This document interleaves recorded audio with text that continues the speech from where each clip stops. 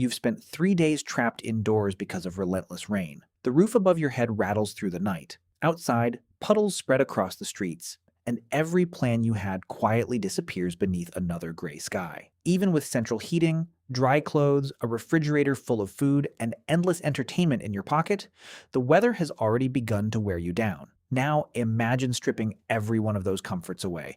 No walls, no waterproof jacket, no stocked pantry, no phone telling you when the storm will end.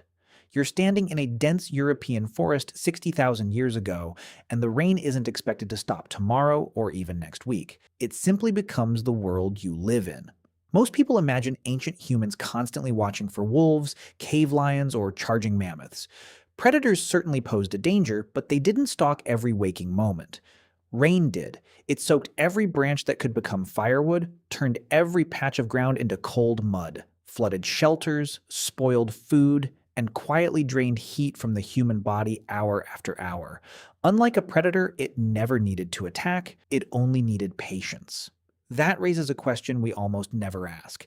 How did ancient humans survive months of relentless rain without waterproof clothing, insulated homes, or modern technology? More importantly, how did they do it well enough to spread across some of the wettest landscapes on Earth? The answer reaches far beyond simple endurance. Rain forced our ancestors to think differently about shelter, clothing, cooperation, and the landscape itself. Many of the skills that eventually shaped human intelligence and society were refined not in dramatic battles with dangerous animals, but during long, cold weeks when staying dry meant staying alive. The science explains why. Water removes heat from the human body around 25 times faster than still air. Add wind and temperatures only slightly above freezing, and a healthy person can slip into hypothermia surprisingly quickly. For prehistoric humans, surviving the rainy season was never just about avoiding discomfort. It was a relentless fight against physics itself. To understand how ancient humans survived endless rain, you first have to forget something that modern life has taught you. When you imagine a survival situation, your mind probably jumps straight to food. How do you hunt? What can you gather? How long before you starve? In reality, hunger is rarely the first thing that kills you. A healthy adult can survive for weeks without eating. In cold, wet conditions, however, you may not survive a single night if your body loses heat faster than it can produce it. That's because water is astonishingly efficient at stealing warmth. Air is actually a decent insulator, which is why you can tolerate surprisingly cold temperatures while remaining dry. Water behaves very differently. It conducts heat away from your body roughly 25 times faster than still air, stripping away the thin layer of warmth your skin constantly creates. The moment your clothes, hair, and skin become soaked, your own body begins heating the water surrounding you instead of preserving itself. Wind makes the problem even worse. Every gust replaces the thin layer of warmed air clinging to your body with colder air, forcing your metabolism to work even harder just to maintain a stable core temperature. You don't need snow or frozen lakes for this process to become deadly. A rainy afternoon at 50 degrees Fahrenheit, paired with damp clothing and a steady breeze, is enough to push someone toward hypothermia if exposure lasts long enough. Even today, mountain rescue teams regularly respond to cases under exactly these conditions. Ancient humans didn't discover these facts through scientific experiments or medical textbooks. They learned them through painful experience repeated across countless generations. Every unsuccessful decision left behind a lesson. Every group that failed to stay warm risked losing children, elders, or skilled hunters before hunger ever became the greater threat. Over thousands of years, one truth became impossible to ignore. Protecting your body's core temperature came before everything else. A full stomach meant very little if you couldn't stay alive long enough to digest the meal. That reality shaped nearly every decision people made once dark clouds gathered. Camps were chosen with warmth in mind before convenience. Clothing, shelter, and even daily movement revolved around conserving precious body heat. Yet one tool stood above all the others: fire. It provided warmth, dried soaked clothing, made wet food edible, discouraged predators, and created a pocket of safety in an otherwise hostile landscape. It seems like the perfect answer to the problem of endless rain. Until you remember one inconvenient fact. Rain and fire are natural enemies. When every branch is soaked, every handful of grass is damp and every spark dies almost as quickly as it's born, the greatest survival tool humanity ever discovered suddenly becomes one of its hardest technologies to maintain.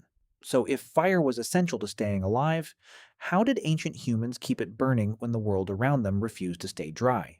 The solution was not to become better at making fire. It was to stop thinking of fire as something that needed to be made in the first place. For ancient humans living through long rainy seasons, fire was never an occasional convenience. It was a permanent resource that demanded constant attention, much like electricity powers a modern home today. You don't rebuild an electrical grid every morning, and prehistoric families couldn't afford to rebuild their fire every time a storm rolled through. Starting a fire from scratch in dry weather already requires skill. In a landscape soaked by days of continuous rain, it becomes an extraordinary challenge. Dry tinder is scarce. Small twigs absorb moisture almost immediately. Even if a spark catches, a single shower can erase hours of work in seconds. Ancient people understood that prevention was far easier than recovery. Their goal was simple: never let the fire die. One of the most ingenious solutions was carrying fire rather than recreating it. Instead of transporting open flames, people carried glowing embers wrapped inside slow-burning materials such as dry fungus, bark, or carefully prepared moss. These natural containers smoldered for hours, sometimes an entire day's journey, allowing a campfire to be reborn with only a little fresh fuel. Ethnographic studies of indigenous cultures across the world reveal remarkably similar practices, suggesting that preserving live embers was one of humanity's oldest and most dependable survival technologies. Keeping those embers alive was not left to chance. Within a group, someone almost certainly assumed responsibility for tending the fire, especially during prolonged bad weather. While others hunted, gathered food, or repaired shelters, one individual stayed behind, feeding the flames, shielding them from wind and rain, and making sure warmth would still be waiting when everyone returned. It may have been one of humanity's earliest forms of specialization, not a hunter or a toolmaker, but a guardian of fire. Archaeological evidence reinforces this picture. At numerous prehistoric sites across Europe and elsewhere, researchers have uncovered hearths showing repeated use over astonishingly long periods. Layer upon layer of ash, charcoal, and burned bone suggests these were not fires that were casually abandoned and recreated. They were maintained, protected, and treated as the beating heart of the camp. Because losing a fire meant far more than losing warmth, it meant losing the ability to dry clothing, cook food, boil water, harden wooden tools, provide light after sunset, and survive another cold, wet night. A single extinguished hearth could place an entire community at risk. Yet even the most carefully tended fire had one unavoidable weakness. Without something to shield it from the relentless rain, no amount of skill or vigilance would keep it alive for long. So, shelter was its protective shell. Popular culture loves to picture prehistoric humans huddled inside caves, waiting out storms around a flickering fire. It's an image so familiar that it feels almost unquestionable. Yet much of that picture exists because caves preserve evidence remarkably well. Stone walls protect bones, charcoal, and tools for tens of thousands of years, making caves archaeological treasure troves. Open-air camps, built from wood, leaves, hides, and branches, disappear far more easily. The evidence rots away, leaving behind far fewer traces. In other words, we find caves because caves survive, not because caves were where ancient people spent most of their lives.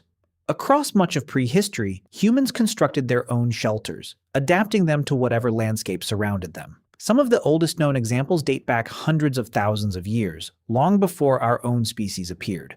They were simple by modern standards, but anything but accidental. Branches were leaned together at angles that encouraged rainwater to run downward instead of pooling overhead. Flexible saplings formed sturdy frames, while layers of leaves and vegetation were arranged like overlapping shingles. Without studying architecture, these early builders discovered one of its most fundamental rules. Water always follows gravity, so a roof should help it keep moving. As technology advanced, shelters became increasingly sophisticated. Mammoth bone dwellings discovered across Eastern Europe reveal an impressive understanding of structural engineering.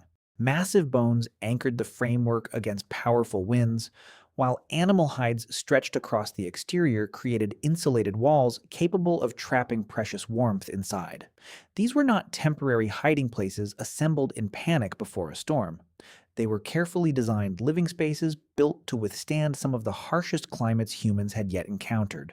Those hides represented another revolutionary breakthrough. Fresh animal skin offers limited protection, but once scraped, stretched, smoked, and treated with natural fats or brains, it transforms into an exceptionally durable, water-resistant material.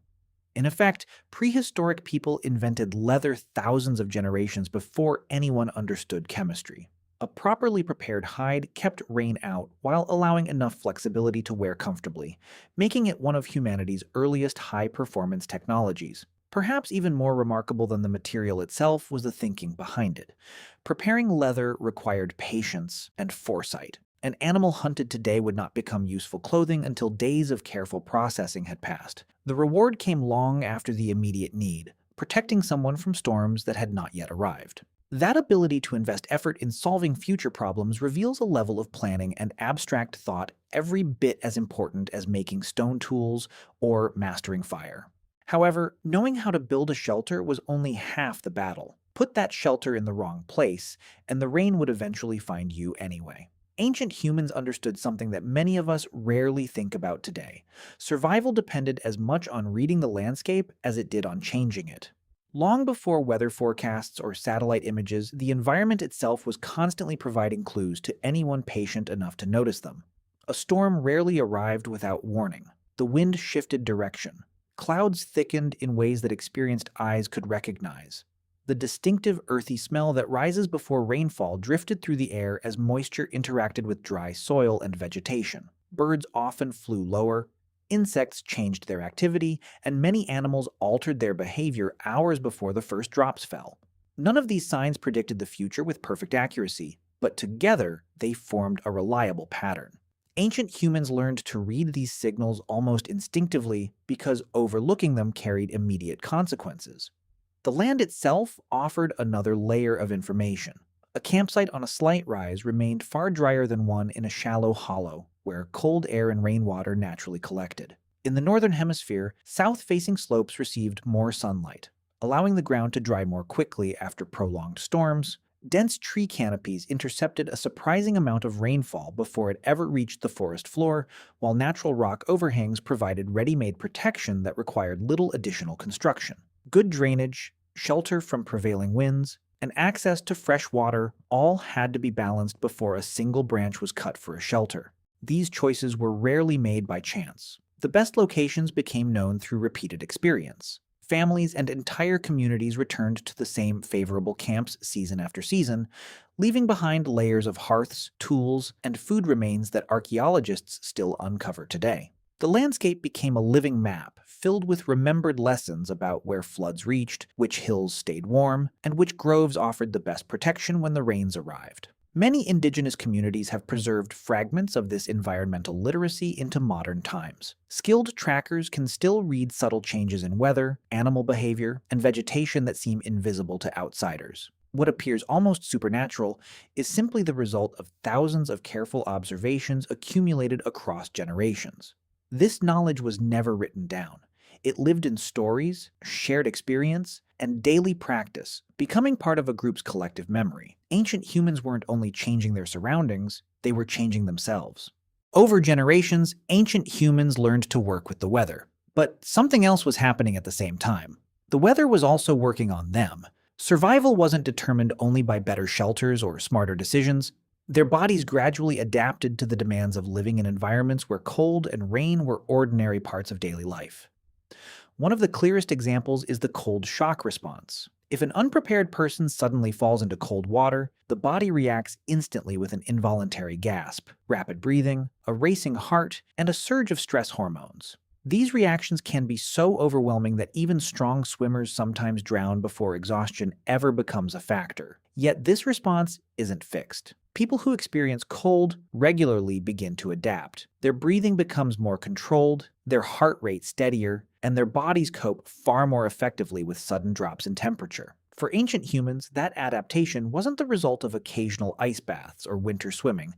It came from a lifetime of exposure. Every rainy season, every cold river crossing, and every damp morning subtly trained their physiology. Their bodies became more efficient at generating heat, and their metabolism adjusted to the constant demand for warmth. Part of that process involves brown fat, a specialized type of body fat whose primary job isn't storing energy but producing heat. Unlike the white fat most people think of, brown fat acts almost like a biological furnace, burning calories to help maintain body temperature. Studies of populations living in extremely cold environments, including the Inuit, show higher levels of cold adaptation, along with metabolic traits that allow them to remain functional in conditions that would overwhelm many people raised in climate-controlled environments. That doesn't mean ancient humans were biologically superior or somehow immune to the cold. They still became hypothermic. They still died from exposure. The difference was preparation. Their bodies had been conditioned by continuous contact with the environment, while ours are largely conditioned by thermostats, insulated buildings, and waterproof clothing. In other words, they weren't superhuman. They were humans whose physiology had been shaped day after day and season after season by the world they inhabited. Even so, no amount of adaptation could guarantee survival. The most experienced individual also had limits. A single person could gather firewood, repair a shelter, search for food, and stay awake protecting a fire for only so long before exhaustion set in. Rain exposed that reality more clearly than almost any other environmental challenge. Humanity's greatest adaptation was never stronger muscles or thicker skin. It was the ability to survive together. One of the simplest but most effective survival tools was shared body heat. When people slept close together beneath a hide-covered shelter, each person contributed warmth to everyone else. Children and older adults naturally occupied the center, while healthier adults absorbed more of the cold around the edges. It wasn't about comfort or affection, it was basic thermodynamics applied long before anyone understood the science behind it. The same cooperative thinking shaped daily work. During prolonged storms, responsibilities became divided. Some people searched for dry fuel beneath dense canopies or inside hollow trees. Others repaired leaking shelters, gathered food, or monitored changing weather. Someone remained with the fire, constantly feeding it and shielding it from the rain. By distributing these tasks, the group accomplished what no individual could manage alone. Cooperation transformed a collection of vulnerable people into a resilient survival system. Knowledge was shared just as carefully as labor. The oldest members of the group often carried decades of environmental experience. They remembered which valleys flooded first, where dry firewood could still be found after days of rain, and which campsites had protected previous generations through difficult seasons. Their value extended far beyond physical strength. They preserved information that could not be rediscovered quickly through trial and error. That knowledge passed from one generation to the next through observation, storytelling, and daily practice. A child learned not only how to build a shelter, but why it was built on one hillside instead of another. Skills accumulated rather than disappearing with each generation, allowing every new community to begin where the previous one had left off. In that sense, community itself became a form of technology. Fire, shelters, and clothing all mattered, but they worked because people worked together. Survival was never simply an individual achievement.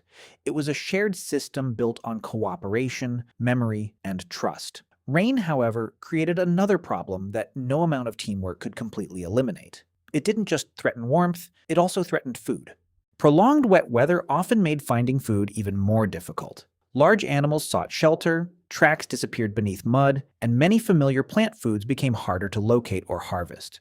At the very moment the body needed more calories to produce heat, the landscape often offered fewer easy meals. Ancient humans responded by planning ahead. Long before the rainy season arrived, groups stored food whenever conditions allowed. Dried meat, nuts, fish, and other durable foods could be cached in cool, protected places, creating a reserve for the weeks when fresh resources became unpredictable. This wasn't simply good organization. It was an understanding that tomorrow's survival depended on today's preparation. At the same time, successful groups learned to change their menu instead of waiting for conditions to improve. Rain created opportunities as well as problems. Mushrooms emerged across damp forests, fish became easier to catch in swollen streams, amphibians appeared in greater numbers, and countless insects became abundant after heavy rainfall. Rather than relying on a single food source, ancient humans adapted their diet to whatever the season offered. Flexibility became one of their greatest nutritional advantages. Just as important was the way food was shared.